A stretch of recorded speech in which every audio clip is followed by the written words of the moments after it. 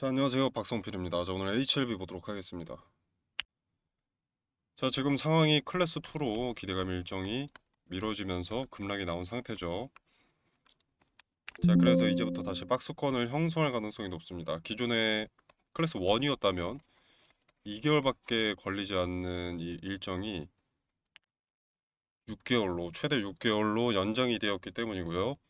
자, 기존에 2개월밖에 걸리지 않는다면 윗구간 매물 소화를 급작스럽게 준비를 하거나 매물 소화를 할 필요도 없이 이제 개인들의 매수세가 들어오면서 개인 투자자들 스스로가 평단 물갈이를 하고 상승의 힘을 보태게 됐을 텐데 그게 지금 단기간 내에는 불가능하게 됐기 때문에 천천히 매물 소화를 진행하게 되는 거죠. 그러면서 박스권을 형성할 수밖에 없는 거고, 세력이라는 주체도 자금 소모에 한계가 있고 시세 차익을 목적으로 드리블을 하는데 일정이 밀렸다면 지금 굳이 6개월씩이나 남았는데 자금을 소모해가면서 급격하게 상승시킬 이유가 없겠죠.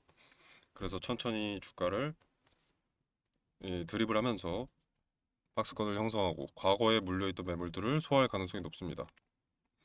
자, 박스권은 현재 매물이 쌓인 자리, 그리고 급락의 지지가 한 차례 됐던 자리. 자, 그리고 요 회색선 장기 이평선 241선입니다. 이 241선과 이 매물이 많이 포진한 자리가 한 자리에 수렴되어 있습니다. 그래서 이 자리가 박스권 하단에 자리가 될 가능성이 높고요. 자, 위로는 이제 간암치료제 재제출과 리라프그라팀 NDA 소식에 기대감의 꼭대기였던 이 자리가 되겠죠. 그래서 이런 식으로 형성되지 않을까 생각합니다. 제 영상을 꾸준히 지켜보신 분들은 아시겠지만 박스권 하단과 상단을 특정할 근거를 갖고 있다면 이 안에서 분할 매도만으로도 수익성이 꽤나 높아집니다. 하단부터 상단까지의 갭이 플러스 27% 정도 되거든요. 그리고 이제 다수의 투자자들도 이 밑에서 지지받는 것을 확인하면 매수세가 다소 유입될 것으로 생각이 됩니다.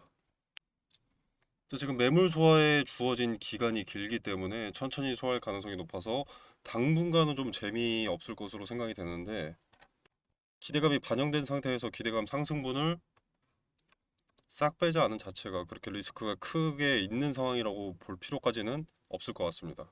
물론 기간이 미뤄졌기 때문에 아쉬운 상황은 당연히 맞는데 무너진 상황은 아니다. 과거부터 존재했던 기대감, 간암치료제와 리라프그라틴입에 대한 기대감이 소멸하진 않았다 라고 볼 수 있겠습니다. 지금 소멸한 기대감은 클래스 1에 대한 기대감이 소멸한 거죠. 요거는 어긋나게 되었으니까. 그리고 이제 6개월 뒤에는 클래스 2에 대한 기대감. 클래스 2에 대한 기대감이라기보다는 이제 FDA로부터 이 승인 결과 여부에 대한 기대감이죠. 그리고 이제 8에서 9개월 뒤로는 리라프그라틴입에 대한 NDA 기대감이 소멸할 차례죠. 물론 소멸 전에 기대감 반영이 앞전 순서고요. 자, 그리고 이게 만 6개월을 다 채워가는 때 상승하는 게 아닙니다. 뭐 만 8개월, 만 9개월이 다 채워갈 때 상승하게 되는 게 아니죠.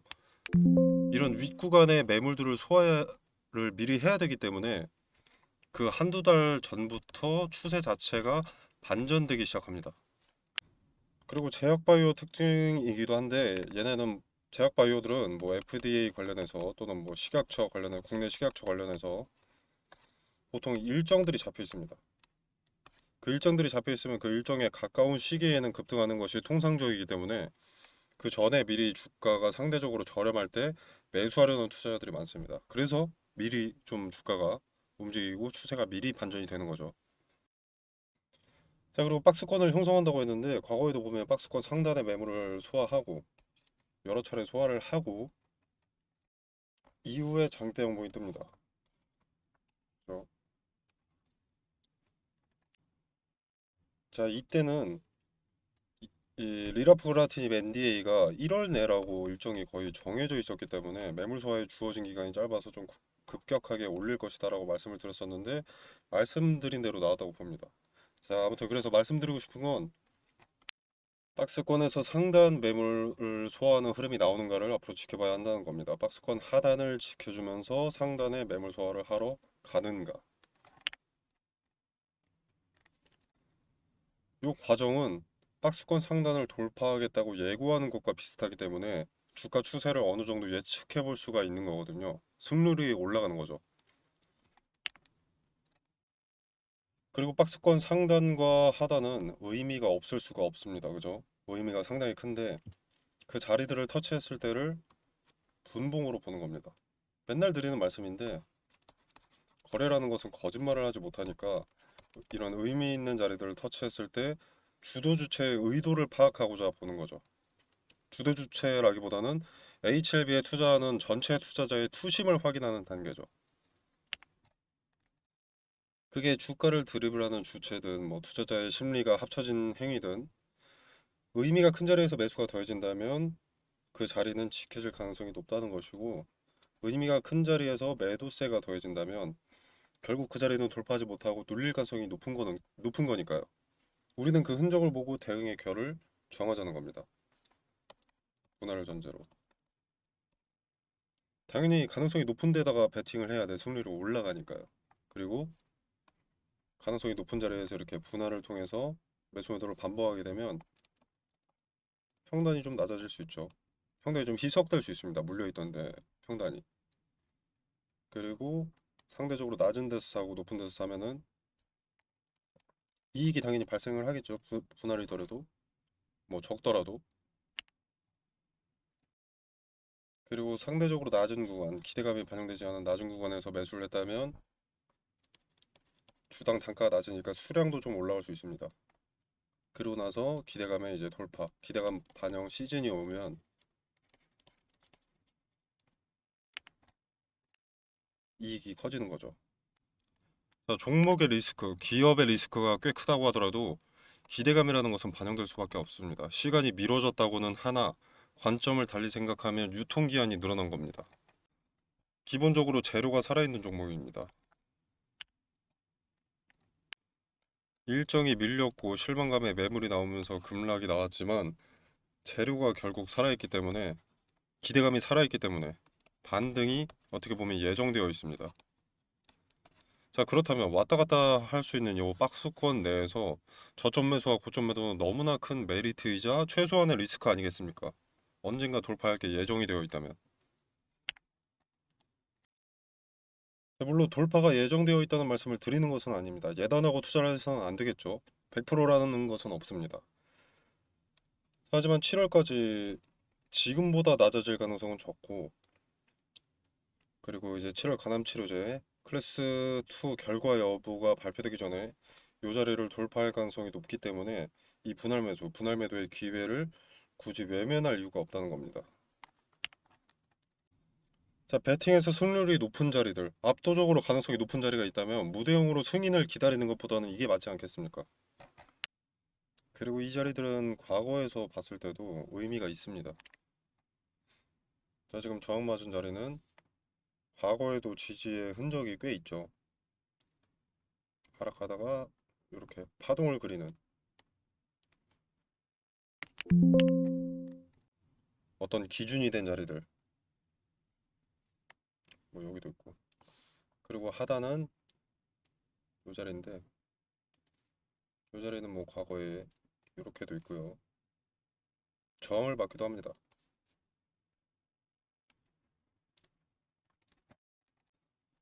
이런 자리들은 지난 자리인데 뭐가 의미가 있다는 것이냐 이렇게 말씀하실 수 있는데 아닙니다.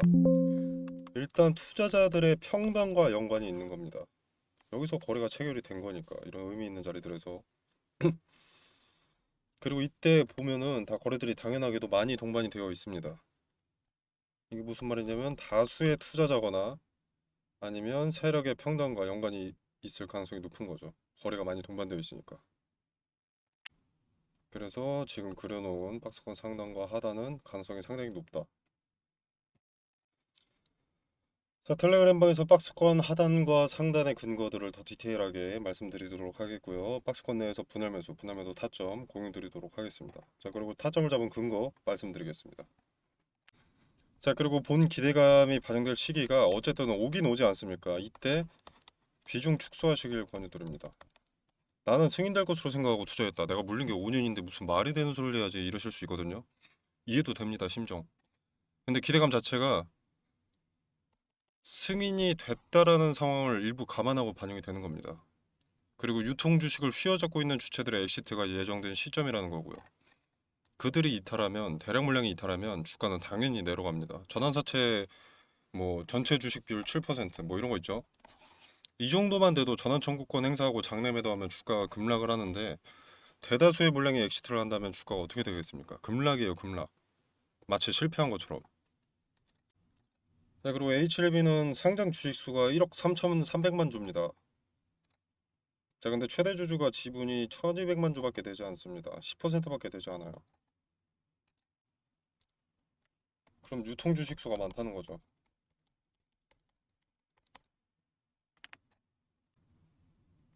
유통 주식 수가 많다는 것은 기대감에 기대감이 반영되고 이후에 소멸됐을 때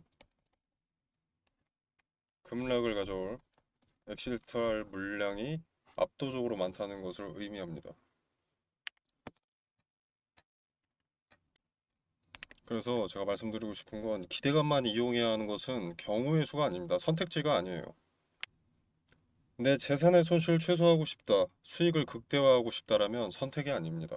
합리적이고 상식적인 판단이지. 나는 뭐 아니면 도박을 하겠다 라고 하시면 뭐 그것도 여러분의 자유니까 말리지는 않겠습니다만 나는 도박이 아니라 투자를 하고 있다, 투자를 한 것이다 라고 한다면 기대감만 이용하는 것이 정답에 가깝습니다. 자, 이 부분은 5개월에서 뭐 6개월 정도 뒤에 반영될 내용이니까 그때 더 자세히 다루도록 하고요. 자, 지금 중요한 건 박스권 하단과 상단이 이 자리가 맞는지, 이 자리가 되는 게 맞는지 검토하는 과정이 필요하겠고요. 가능성이 높긴 하지만 한 차례만으로 특정할 수는 없죠.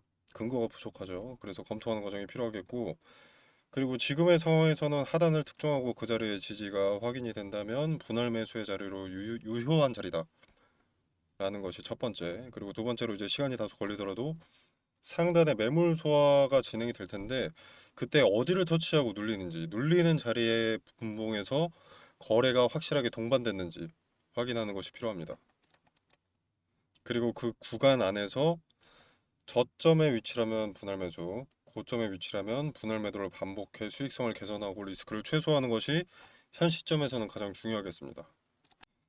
자, 텔레그램 방에서 타점 말씀드릴 거고요. 타점에 대한 근거도 말씀드릴 겁니다. 말씀드리는 타점과 근거가 이해가 되지 않는다, 납득이 되지 않는다면 기억만 해두시고 지켜라도 보시길 바라겠습니다. 지나고 나서라도 그 흐름대로 움직인다면 다음에 있을 투자에라도 도움이 될 겁니다. 자, 텔레그램방 참여는 영상 설명란에 보시면 더보기 버튼이 있습니다. 자, 이 버튼을 누르시면 이렇게 링크를 기재를 해뒀고요. 댓글로도 고정해 두도록 하겠습니다. 자, 링크 타고 들어오시면 이런 창이 하나 뜹니다. 자, 나는 빠른 정보 전달과 대응 분석이 궁금하다라고 하시면 텔레그램 입장 또는 개별 종목 대응 분석을 체크하시면 되고요. 나는 그런 것은 필요 없다, 급등주 검색식이 필요하다 또는 전자책이 필요하다라고 하시면 이렇게 필요하신 것만 체크하셔서 제출 눌러주시면 되겠습니다. 자, 그리고 답신 받으실 전자책이나 뭐 급등주 검색식 PDF 파일이나 또는 텔레그램 링크를 받으실 전화번호 뭐 1234에 4321이다 이렇게 기재해 주시고 제출 눌러주시면 되겠습니다.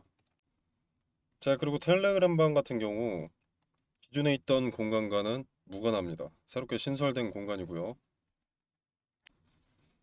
자, 그리고 이 공간 안에서 제공된 정보 일체 금전을 요구하지 않습니다. 100% 무료고요. 뭐 검색식이나 전자책도 100% 무료입니다. 자, 여러분의 투자에 도움이 되기를 바라면서 오늘 영상 여기서 마무리하겠습니다. 감사합니다.